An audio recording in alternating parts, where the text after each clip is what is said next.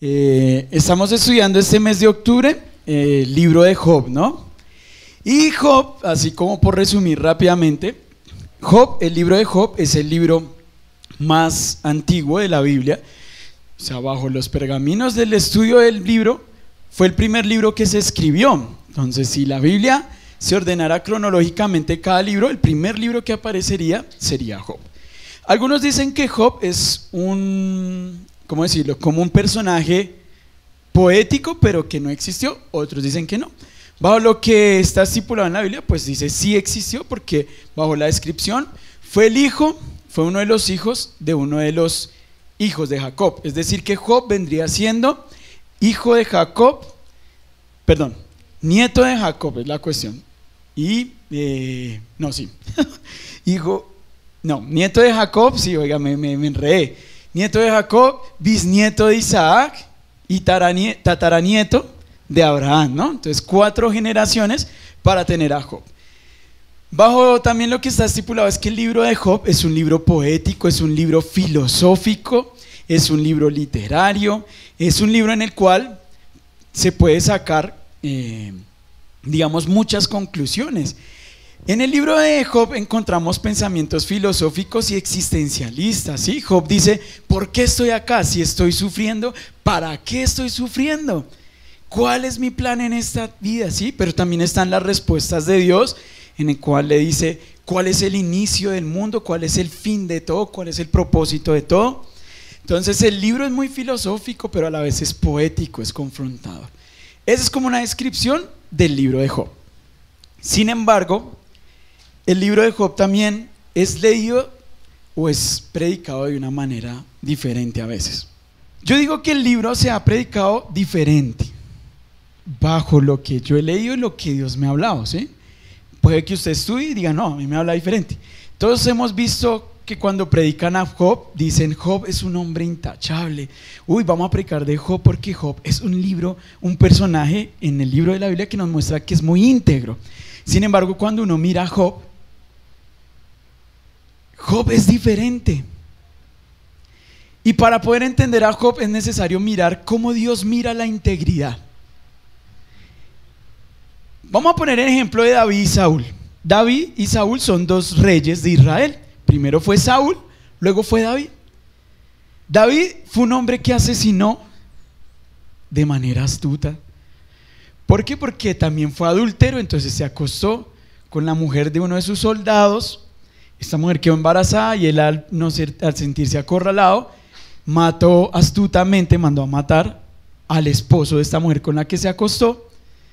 Fue un mal padre, fue un asesino, fue adúltero, no fue un buen esposo. El tipo tenía muchas mujeres. Sin embargo, en la Biblia dice que David era conforme al corazón del Señor. Entonces, ¿qué es la integridad para Dios? Si nosotros analizamos, por ejemplo, vea lo que dice Lucas capítulo 16, versículo 15. Jesús les dijo lo siguiente a los discípulos y a los que lo rodeaban, decían, ustedes, hablando también con respecto a los religiosos y fariseos que estaban ahí, le dice, ustedes se hacen los buenos ante la gente, pero Dios conoce sus corazones. Dense cuenta de que aquello que la gente tiene en gran estima es detestable para Dios. Nuestra moral y nuestra ética en la base cristiana es que un buen cristiano es aquel que tiene buenas obras. Pero lo que según dice ahí Jesús le decía a los fariseos, no. Ahora, hay un versículo que lo respalda mucho más fuerte. Quiero que vaya conmigo a Isaías capítulo 64, versículo 6. Cuando esté ahí, subráyelo ahí porque ese versículo es interesante. Dice, voy a leer la Dios habla hoy, que es una Biblia, que es una versión que usa mucho la Iglesia Católica. Vea lo que dice, todos nosotros somos como un hombre impuro, todas nuestras buenas obras son como un trapo sucio. Otra versión dice que nuestras buenas obras son trapos de inmundicia. Ahora, ¿qué trapos de inmundicia encontramos en el, o sea, a qué hacía referencia los trapos de inmundicia en el contexto judío? Hay muchas maneras. Podríamos decir que un trapo de inmundicia en varios contextos había. Por ejemplo, las mujeres vírgenes vestían un ropaje muy especial, ¿sí? Y cuando en algún momento eran abusadas sexualmente, ¿sí? Como en el caso de Tamar, que fue abusada por su hermano, cogió ceniza y, ¿sí? Y la ensució. Podríamos decir que es un trapo de inmundicia. Pero también un trapo de inmundicia era cuando las mujeres estaban en los 7 días de menstruación y eran aisladas, y en parte tenían estos trapos para el momento de la menstruación. Eso era un trapo de inmundicia. Entonces, ¿qué dice la palabra de Dios? Que las personas que se creen buenas o que se creen intachables y tienen buenas obras, esas buenas obras son trapos de inmundicia. Jesús lo decía, Isaías lo reafirmaba a través de lo que Dios le dijo. Todos nosotros somos como hombres impuros, todas nuestras buenas obras son como un trapo sucio. Todos hemos caído como hojas marchitas y nuestros crímenes nos arrastran como el viento, dice esta versión. Entonces, ¿qué es ser intachable para Dios? No, realmente las obras no son las que conmueven a Dios. Y vayamos a Job capítulo 1 versículo 1 y vamos a entender mucho más el contexto de lo que pasaba con Job. Job era un hombre en el cual tenía muchísimas riquezas, tenía 10 hijos, tenía una esposa.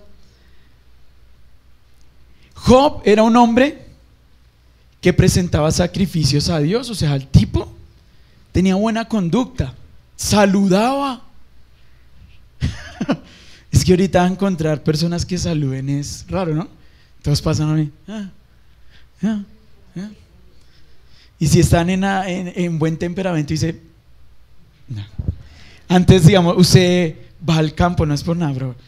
Saboyá, Tota, Chiquinquirá, así en el campo, en la vereda, uno llega y salen las paisanas o los paisanos y dice, su merced, ¿cómo está? Buenas tardes. Y uno, no se siente como si fuera un rey, ¿cierto? Y uno, pero no solo eso, sino que también son atentos, ¿no? Dice, le provoca un caldito de papa. No, esos son en pirámides así las papas, ¿no? Y después de que uno termina dice, ¿quiere otro platico? Y uno, no señora, acá se lo traje. ¿Sí? Porque allá, por respeto, hay que repetir. ¿Sí? Entonces, no está lleno él. Y dice, ay, yo quiero ir a Boyacá. El caso es que Job era un hombre culto. Y vea lo que dice: en la región de Uz había un hombre recto e intachable. Hasta ahí hay una descripción, pero lo separa una coma de lo que va a decir. Significa que recto e intachable era la descripción popular humana. Era muy reconocido el hombre. Pero dice, coma, lo que más interesaba ahí, que temía a Dios y vivía apartado del mal. Significa que para Dios no le interesa nuestro comportamiento y nuestras obras. ¿Qué es lo que le interesa a Dios? Temerle. ¿Qué fue lo que pasó en Job? Como vemos en todas las descripciones de los 42 capítulos, que Job era un hombre con buen comportamiento, intachable, pero poco a poco estaba perdiendo el temor al Señor. Por eso en el capítulo 42 versículo 5 dice: de oídas te había oído, intachable y recto, pero ahora mis ojos te ven. Entonces lo que estudiamos en Job es que Job se estaba arrepintiendo de ser un hombre íntegro. Y yo sé que en este momento hay muchas personas que son buenas. Dice, ¿ustedes lo han escuchado? Sí, pues que yo no le robo nada a nadie. Cuando puedo dar siembro, ayudo a la gente necesitada.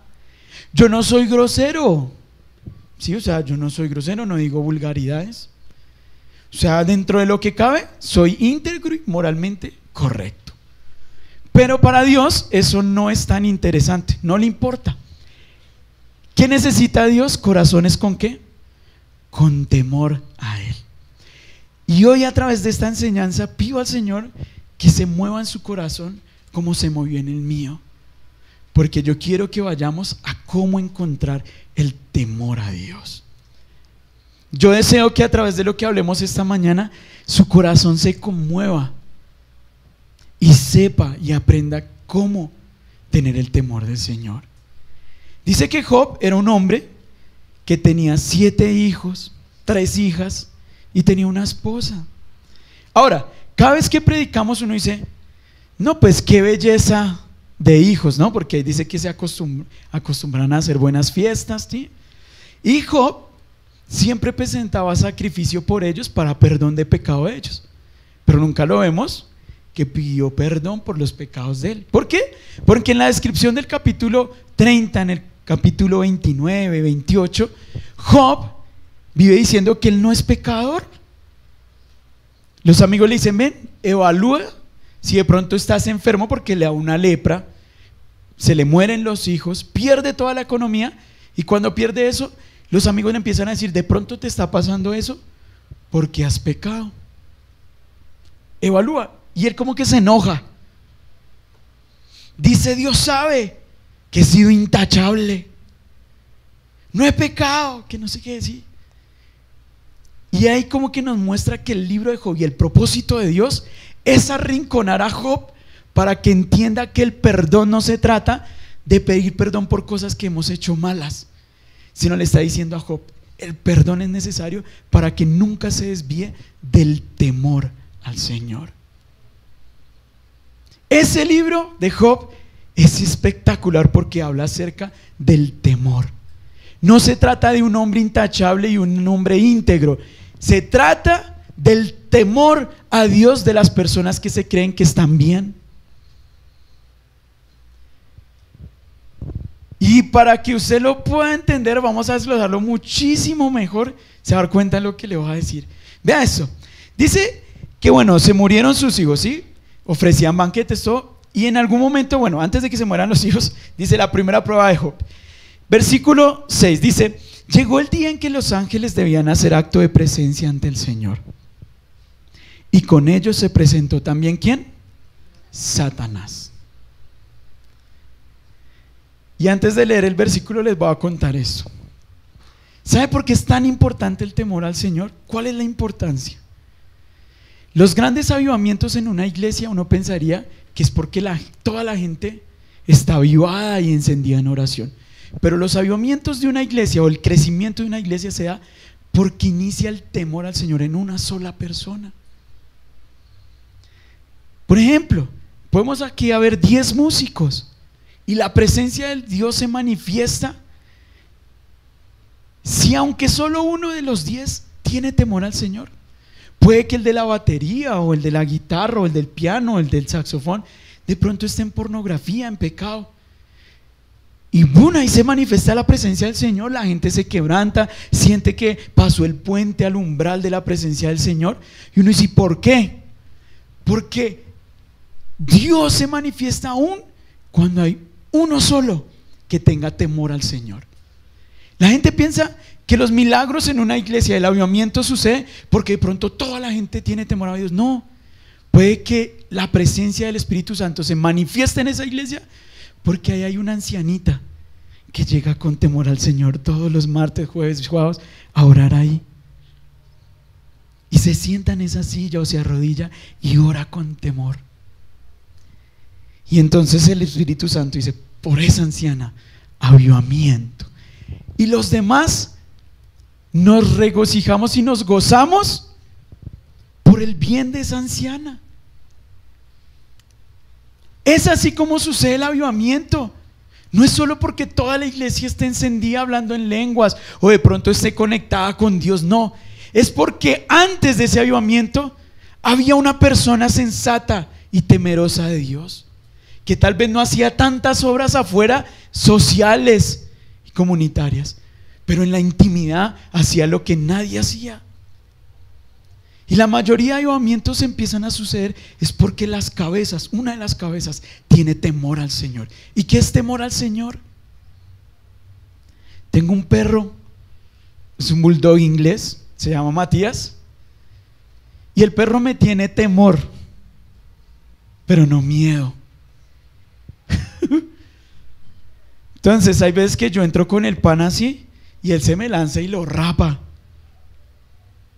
Y yo, no, Matías. Y él como que hace así y se va con su pan. ¿Sí? Pero cada vez que me ve llegar, mueve su cola. Y a mi esposa también le tiene temor. No es miedo, sino es saber quién es su autoridad. El temor no es tener miedo, es saber quién es la autoridad y darle la honra. Eso era lo que tenía inicialmente Job. No movía el corazón de Dios por ser intachable y moralmente bueno, sino porque sabía quién era su autoridad y le merecía honra. Pero en algún momento las obras buenas lo fueron alejando del temor a Dios. Y eso sucede mucho en la iglesia. La gente se empieza a alejar del temor a Dios porque se vuelven buenas personas. Y ahí están los comentarios. Es que yo no tengo que buscar de Dios en una iglesia. Él está en mi corazón. Pero no. La gente dice, no, pero pues yo siento que Dios se mueve en mí. Pero no es tanto de que usted haga buenas obras o nosotros hagamos buenas obras. Se trata de cuánta honra le damos a Dios. Y eso produce temor. Y el temor produce un fuego, un avivamiento, un gozo, una llenura. Ahora, ¿cómo empieza el temor? En algún momento yo siento, bajo lo que leí y por las respuestas de Job, se nota que Job ya había empezado a quitar el temor, pero seguía siendo intachable. Job no era uno de los que se la pasaba en farras, en trago, no tenía malas amistades, no tenía un lenguaje obsceno, no. Era un hombre íntegro. Pero ¿sabe cómo uno se da cuenta que empezó a perder el temor al Señor? Porque cada confrontación que le hacían los amigos, cada respuesta era como si él tuviera la razón y Dios no. Y usted puede darse cuenta y evaluar qué tanto ha perdido el temor de acuerdo a su propia, ¿cómo decirlo? Su propio conocimiento, su propia intuición. De pronto decir, no, yo estoy bien. De pronto cuando se le acercan a dar consejos, los rechaza. Así es que uno evalúa que se ha perdido el temor. ¿Por qué? Porque en Proverbios dice que el principio de la sabiduría es el temor al Señor. Y una persona que es necia y no acepta el consejo, pues no tiene sabiduría. Y si no tiene sabiduría, no tiene temor al Señor. Así que cómo empieza nuevamente a desenvolverse esta historia y cómo Dios coge y voltea y zarandea a Job. Pues fíjese esto, dice en el versículo 6 que llegó el día en que los ángeles se le presentaron, ¿no? Y dice, el Señor les preguntó, bueno, entre ellos se presentó Satanás. ¿De dónde vienes?, le preguntó el Señor. Satanás dice, vengo de rondar la tierra y de recorrerla de un extremo a otro, le respondió Satanás. ¿Qué está haciendo Satanás mientras que recorre la tierra? Entonces diría, no, matar, destruir. Pero el principal objetivo de Satanás, el mayor blanco de Satanás, es destruir a los que tienen temor de Dios. No se sientan mal los que de pronto están, ay, no estoy tan metido, ¿sí? No, pero cuando usted empieza a tener temor al Señor, ahí es cuando más se levanta Satanás. Si de pronto está así como medio conectado y todo eso, pues no pasa nada, como que Satanás no se mete con uno. De pronto sigue tentando, pero ahora que quiera destruirlo, él destruye a los que tienen temor de Dios. Porque si destruye a uno solo que tenga temor de Dios, sacan amor que transforma, el ambiente espiritual cambia. Entonces, ¿qué hace Satanás rondando la tierra? Destruyendo a los que tengan temor al Señor. Así que vea lo que le dice Dios. Dice, ¿te has puesto a pensar en mi siervo Job? Volvió a preguntarle el Señor. No hay en la tierra como él. ¿En dónde? No está diciendo que en el cielo y en lo espiritual. ¿En dónde está diciendo? en la tierra. Es decir, que la comparación que en ese momento Dios hace sobre Job a Satanás sobre la tierra es netamente comportamiento terrenal. Significa que en la tierra Job era un hombre que se comportaba bien. Pero vea lo que le sigue diciendo. Es un hombre recto e intachable. Y otra vez, como separando lo terrenal de lo que anhela Dios o le gusta Dios de Job. Y ahí dice, que me honra y vive apartado del mal. Dios hace una separación clara de nosotros, de cómo usted vive aquí en la tierra y de cómo vive para Dios en el cielo. De aquí, lo que usted vive aquí para la tierra no es tan estremecedor en el cielo como lo que usted hace para el Señor en honra. ¿Sí me hago entender? Ejemplo, yo les decía hace 15 días, creo que fue, yo les decía, por ejemplo, voy a poner ejemplo a Martica. Martica llegó y dijo, tamal para todos apenas termine el culto. ¿Ya? Me vendí 10 botilitos. Y tamal, entonces todos, y todos dicen, uy, es que está llena del Espíritu Santo. Y en el cielo como dicen, bueno, son calles de oro, mar de cristal. Entonces como que nada, ¿sí? De pronto ahí pasó Jorge por el andén y vio a una familia necesitada, paisa, y Jorge va y compra 100,000 de mercado y dice, tome 100,000 de mercado. Y como que todo el mundo ahí alrededor diciendo, uy, qué hombre tan generoso.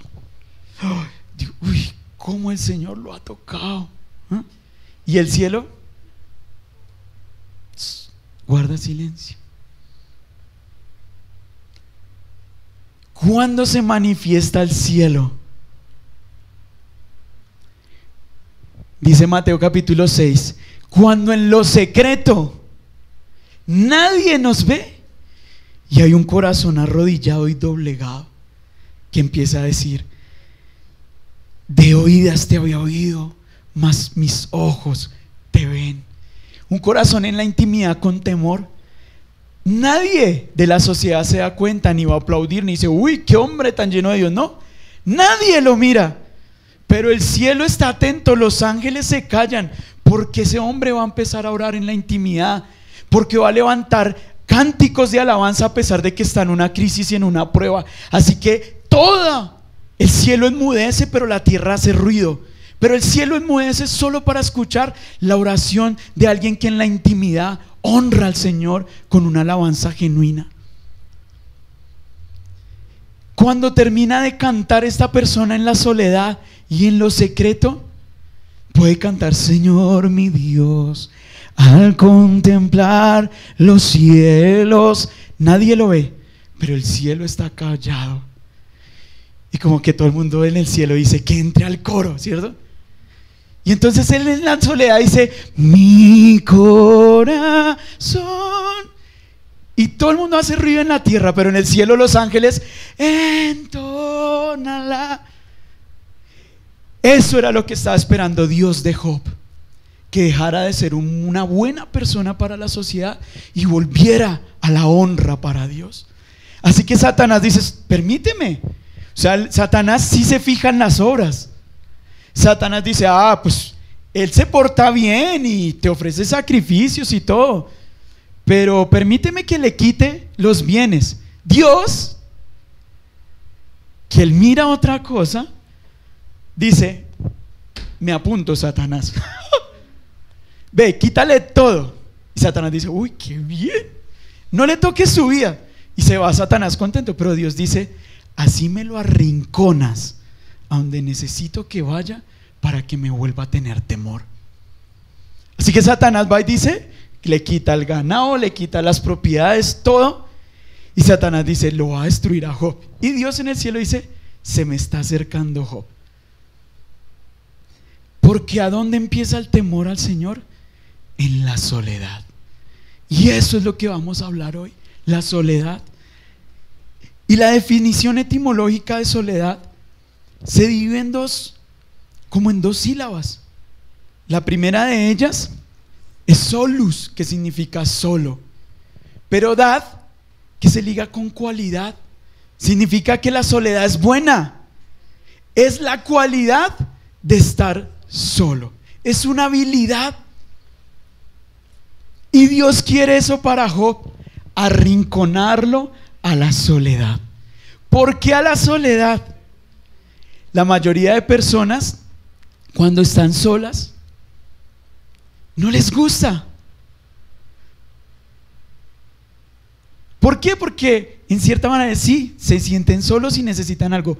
Pero vean, la soledad es tan buena que le voy a poner un ejemplo de un matrimonio. Voy a poner el ejemplo de matrimonio. Entonces, antes, cuando había soledad y se disfrutaba, hacían lo siguiente. El hombre del matrimonio llega cansado del trabajo, ¿sí? Agotado, y le gusta el caldo de papa. Y sale la mujer, ¿cierto? Y dice, amor, ¿cómo estás? Mira, mía, te preparé un caldo de papa, le dice la mujer. Dice, ay, qué delicia. Y él se imagina una costilla, ¿cierto? Carnudita, papa que se deslíe, cebollita bien picada, corta, cilantro. Y él se sienta a la mesa, llega cansado y dice, no, tengo un hambrero, no. Y ella llega con su caldo de costilla, ¿cierto? Y cuando se lo sienta ahí, no le echó costilla sino huevo. La cebolla larga no está bien cortadita, sino son tiras largas. Y no tiene cilantro. Ahora este hombre viene cansado, trajinado, y tiene una papa y es guatemalteca, toda dura, no se deslíe. Entonces el hombre como que le da estrés y golpea y dice, no, pero yo trabajando, que no sé qué vea, siempre le he dicho a usted que esa cebolla no la corte así, ¿por qué no le echó el cilantro? Entonces la mujer deja ahí, pues con esos 2,000 pesos que me dejó para el diario, ¿qué va a alcanzar? Y él sigue alegando y dice, pues avise. Y ella dice, pues yo no soy su empleada, págueme. ¿Sí? Y se alegan, ¿cierto? Y así, en el tiempo antiguo, ¿qué pasaba? Y más si uno tenía el temor de Dios, se agarraban y los dos se iban para la soledad. Ella para allá, él para allá. Así que él cerraba la puerta duro, tiraba y se iba caminando. Pero como no había dispositivos, tecnología, nada, a 3 cuadras va pensando él solo. No, es que sí. Y como que por dentro empezaba, pues usted es más bobo. En vez de ir a comprar 200 de cilantro y va a comprar una costilla, se demora 10 minutos cocinar. Entonces uno dice, uy, sí, la embarré. Yo hubiera podido dejar la cebolla a un lado y me como la papita o traigo otra papa. Y empieza a reflexionar, uy, la grité feo. Y la soledad hace eso, ¿sí? Empieza a reflexionar, uno dice, voy a volver a la casa de mi amada y le diré que he pecado contra el cielo y la tierra. Pero él se devuelve de la soledad, llega donde la esposa, golpea, ¿cierto? Entonces la mira, de pronto ella estaba ya llorando en la soledad, no se distraía en nada y estaba diciendo, ay, me lastima, pero su llanto se escuchaba en el cielo, inquieta el corazón de aquello, el a que yo va, le dice, no, amor, perdóname porque pues me exageré, sí venía con hambre, pero todo eso, ¿qué te parece si salimos y comemos allí una hamburguesa? No, algo más dietético, una pizza. Y ella llora y se le escurre. Dice, sí, amor, la verdad, perdón porque no de eso, y se reconcilia. ¿Sabe qué está pasando hoy en día con la soledad? La gente no se va a la soledad, sino se aísla. Mismo ejemplo, se agarran, golpean, es que usted no sé qué, pues contrate la empleada, pues es que yo me mato trabajando y agarra y se va a tirar a la puerta, coge el celular y se va todo ofuscado y empieza a mirar estados y ya no hay soledad, se aisló y empieza a mirar, se le olvida, cuando vuelve a casa ni la ahí termina. ¿Y ella qué está haciendo? Pues ella va ahí, se encierra en la habitación y llora y sube estados a WhatsApp. Es mejor estar sola que mal acompañada, ¿sí? Pone imágenes y sube memes de la era de hielo con memes románticos y ella así. Y el otro tipo está mirando pornografía porque ni siquiera se mira porque está recontaminado. Luego los dos se van a acostar a dormir y al otro dice, ¿qué va a hacer? Y ella, caldo de papa. Y el caso es que esos matrimonios duran solo 1 año. duran meses. ¿Por qué? Porque la soledad, en vez de volverse una habilidad y una cualidad, la dañaron y se volvió un aislamiento. Por eso la mayoría no le gusta estar solo. Siempre necesita, cuando está en la soledad, le gusta estar mirando algo, estar distraído. Antes, de verdad, por eso tal vez la salud mental ha aumentado en enfermedades, porque la gente no ha aprendido a estar en la soledad. La soledad es buena, pero sin distracciones, sin factores que dañen la habilidad de la soledad. Así que Dios permite que Satanás le quite las distracciones a Job, hasta a los hijos, y lo arrincona a la soledad. ¿Sabe por qué? Porque cuando uno está solo en un lugar sin distracciones, no queda más remedio que reflexionar y hay que orar. Haga la prueba. Vaya, enciérrese en un baño. No lleve celular, no lleve periódico, no ponga televisor en el baño. Baje la taza del bizcocho, no haga chichi ni popó.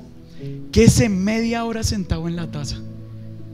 Le toca orar, porque usted empieza a pensar todo lo que ha hecho en su vida, lo estancado que está, o tal vez cómo ha crecido en otras áreas, pero en la que usted quisiera crecer no creció, y la soledad lo empieza a decir: aquí estás arrinconado, Job, ora, ora.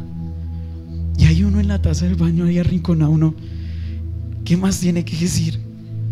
Señor, si tú existes y el cielo se calla, dice: aquí lo tienes, Señor, aquí lo tienes. No solo de oídas, que te vean la soledad. Eso hace la soledad. Pongan a un ateo en un baño, sin nada, sin sus libros de filosofía, sin sus valores epistémicos, enciérrenlo. Lo verá que en 10 minutos aprende a orar. ¿Por qué? Porque así nos hizo Dios, y eso no se puede quitar de nuestra mente y de nuestro corazón. Nos hizo espirituales, y el corazón desea hablar con alguien, y Satanás bien lo sabe. Por eso él ataca en la intimidad con pornografía, con el chisme, con murmuración. ¿Por qué la mayoría de gente critica en la soledad? Porque es ahí donde es el blanco del enemigo la gente. Todos a la luz del público sonreímos, nos miran como el mejor adorador, o el mejor profesional, o el que tiene más victorias en su trabajo. Pero en la soledad somos blanco de Satanás, y ante Dios solamente somos lo que nos vemos desnudos ante ese espejo. La soledad es la habilidad de aprender a estar solos con Dios. Job decía en el capítulo 30, decía lo siguiente, cuando le refutaba a Dios de que por qué los buenos sufrían y los malos no. Y Job dice: por cierto, que es que nadie se pondrá en contra del necesitado. ¿Quién se pone a la mano del necesitado? Cuando clama por ayuda en medio de su miseria, nadie está. ¿No lloraba yo por los que estaban en apuros? Las buenas obras. ¿No me lamentaba profundamente por los necesitados? Ay, con obra social, Job. Por cierto, Diego sigue diciendo: entonces busqué el bien, pero en su lugar me vino el mal. Ahí está la gente dice: eso de nada sirve ser bueno. Siempre lo terminan a uno dañando. Ese era Job. ¿Ven? Que la integridad y el ser intachable de Job no servía. Esperaba la luz, pero me cayó la oscuridad. Porque claro, uno aquí humanamente uno quiere, si uno hace bueno, pues ¿qué quiere recibir? Cosas buenas. Pero en este contexto no se trataba de buenas obras, sino del temor al Señor. Mi corazón está atribulado e inquieto, me atormentan los días de sufrimiento. Camino en penumbra sin la luz del sol, clamo por ayuda en la plaza pública, pero me consideran hermano de los chacales y compañero de los búhos. Mi piel se ha oscurecido, hablando de la lepra que tenía en ese momento, y mis huesos arden en fiebre. Mi arpa toca música triste, mi flauta acompaña a los que lloran. Ahí estaba Job arrinconado en la soledad, reflexionando.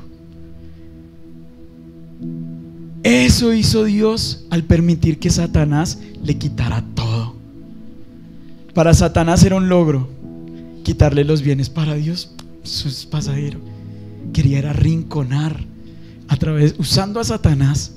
Hasta Satanás era un siervo de Dios en ese momento.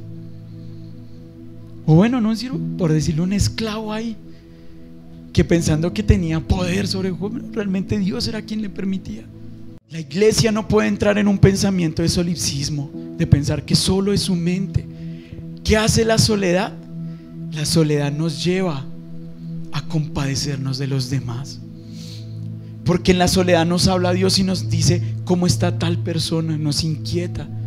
¿Qué diferencia hay entre el aislamiento y la soledad? El aislamiento, voy a poner digamos el ejemplo del bombillo. Cuando digo aislar la corriente es que corto y desvío la corriente y ya no le llega luz a ese bombillo. Eso es aislamiento. ¿Qué hace la soledad? La soledad es como tener el bombillo solo pero recargado. La gente le gusta estar aislado, mas no solo. Por ejemplo, con las personas que sufren depresión, crisis de ansiedad, ¿qué es lo que recomiendan los psicólogos? Y no va a entrar que no esté mal mirar a un psicólogo, un profesional, pero ¿saben qué es la mayoría que recomienda? Dice, ¿está con ansiedad y con crisis emocional? No esté solo. Busque personas, ¿sí? Entonces lo obligan a estar con personas que lo hacen sentir peor. Robin Williams, un gran actor, que dijo la siguiente frase: lo peor de estar solo no es estar solo, es estar con personas que lo hacen sentir solo. ¿Qué dice la Biblia? Vaya a la soledad, vaya, enciérrese en ese baño, media hora sin nada. Allá es la soledad, ahí va a estar Dios. Y ahí usted va a pasar, o la persona que está así, ay, detesto mi vida, no sé qué, no sé qué. Y ahí está Dios diciendo, pero no todo es malo. Y el único que le hace cambiar el panorama es Dios, nadie más. Pero ¿dónde se hace eso? En la soledad. Pero la mayoría que tiene crisis, depresión, ansiedad, se encierran solos, pero miran ese celular una y otra vez. Lo peor es que el enemigo le pone preciso los textos o las frases que lo incitan a quitarse la vida. Pero la soledad podría llevar a esa persona a sanar las emociones, a llorar. Llore en la soledad como nunca, pero ahí va a estar Dios sanando las emociones. La soledad hace eso, hace que lloremos. La soledad lo vuelve uno más fuerte. Vea, inclusive les voy a poner ese ejemplo. Cuando mi mamá le ha tocado a esta persona, le ha tocado sola. Yo no voy a decir que yo he estado, mentira, sería mentiroso. Le ha tocado sola. Pero ¿sabe qué me sorprende a mí? Que envían una enfermera o envían enfermeros para ayudar a mi mamá. Y en un momento yo la miro y ella está cambiando el pañal y ahí está la enfermera llorando: señora Aide, es que yo estoy mal, señora Aide. Y ella: sí, pero ayúdame a cambiar el pañal. Y la que debería estar llorando o estando otra y nada mal en ese momento sería mi mamá. Pero en momentos la he visto hasta dando consejería mientras que le da cuchara, bocados en la boca a mi papá. ¿Dónde sale eso? Porque le ha tocado sola. La soledad formó el carácter de una mujer de oración. Los momentos en que Dios me ha hablado más fuerte a mí no ha sido tanto en los cultos como en el momento en que estoy en el baño sin nada de música y bañándome, y me viene un pensamiento y una idea y yo empiezo a llorar. Usted me verá, yo no lloro casi en público. Pero en la soledad chillo. Y ahí está cuando Jesús le dijo a los discípulos le dijeron: Señor, enséñanos a orar. Y ahí podría Jesús haberle dicho: acérquese, venga, y empezar a hablar en lenguas ¿sí? Lenguas de fuego. No, ¿sabe qué les dice Jesús antes de enseñarles a orar? Cuando ores, entra en lo secreto, entra en tu habitación en la soledad, cierra la puerta en lo secreto y empieza a llorar y a orar en la soledad. Y tu Padre que te ve en la soledad, en lo secreto, te recompensará en público. Y hasta ahí uno dice bien, pero ¿sabe qué dice? A los que no les gusta la soledad y oran en la soledad, ahí podría haber arrancado el Padre Nuestro. No, no arranca ahí. Le dice: no seas como los hipócritas que oran con parloteo en las sinagogas, expectante al público, pero su corazón está lejos de mí. La soledad nos lleva a honrar bien a Dios. Yo sé que no honro a Dios cuando predico, cuando oro en lo público, no. Yo sé que honro al Señor es cuando estoy en la soledad y estoy tan mal. Si ustedes han pasado por una crisis de separación y de divorcio, eso no está mal.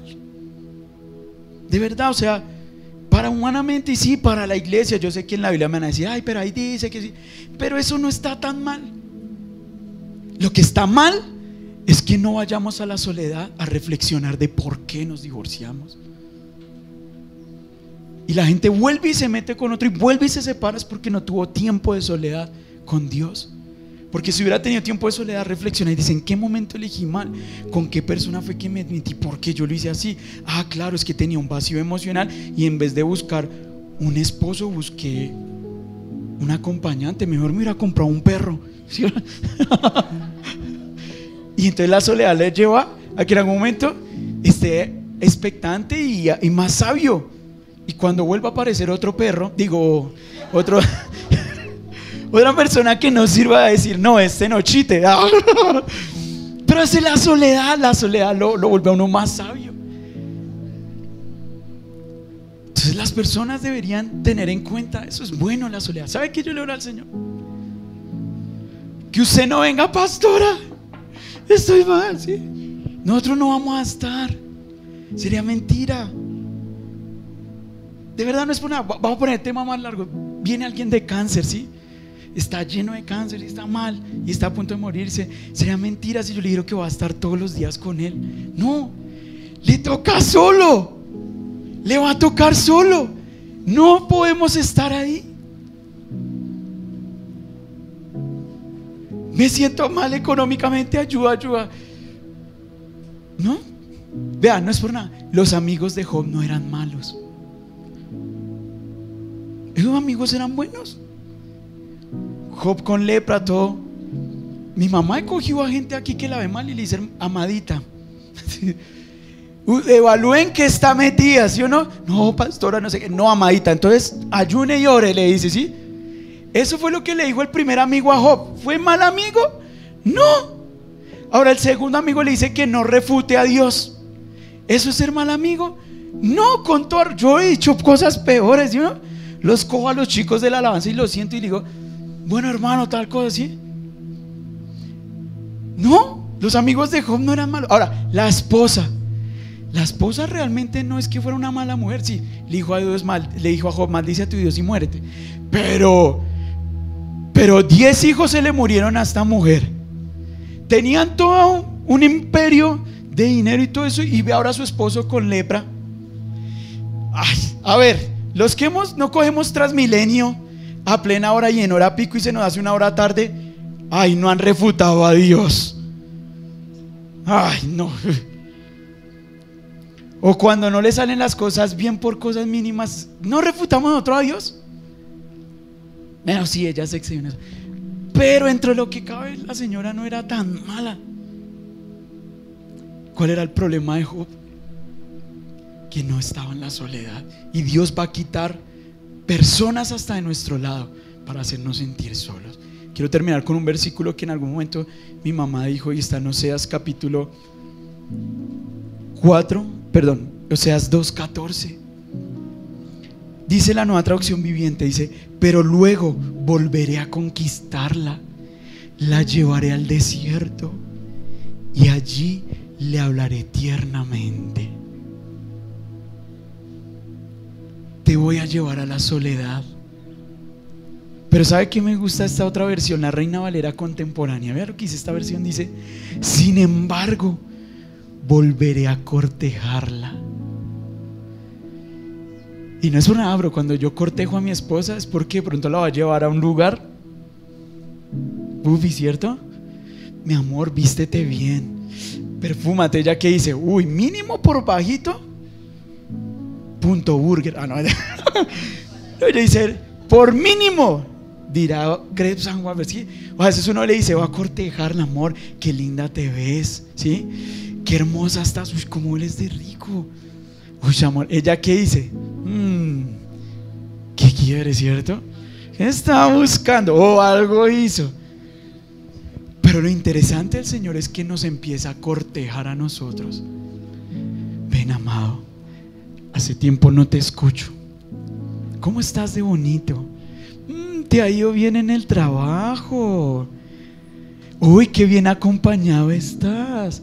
Ya no te ves tan sola. Ay, gracias, Señor. Ahí está cortejando. Ven, camina conmigo. Te llevaré al desierto y allí me ganaré tu corazón. Donde nadie más te ve, ni tu familia. Yo tengo a mi esposa, vamos a cumplir 10 años de casado, pero ni mi esposa conoce los pensamientos profundos de mi corazón. Mi mamá me tuvo 9 meses en su vientre, me crió, me formó, me educó hasta que salí de mi casa casado a los 22 años. Pero ni mi mamá conoce mis pensamientos profundos.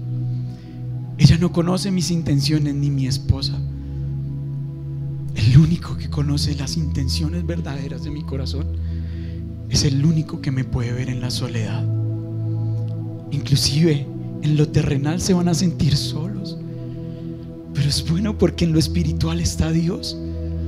Significa que no están solos. Dad es como si lo añadiéramos a la deidad. Así que la soledad es estar solos con la deidad celestial.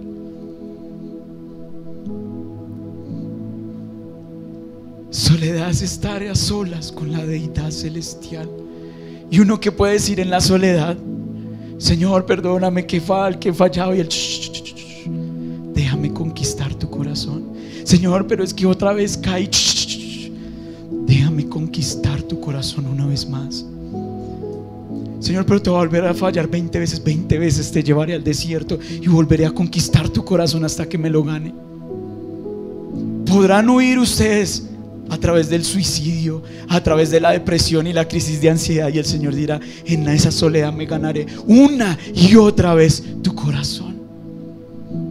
Eso es el sacrificio de la cruz.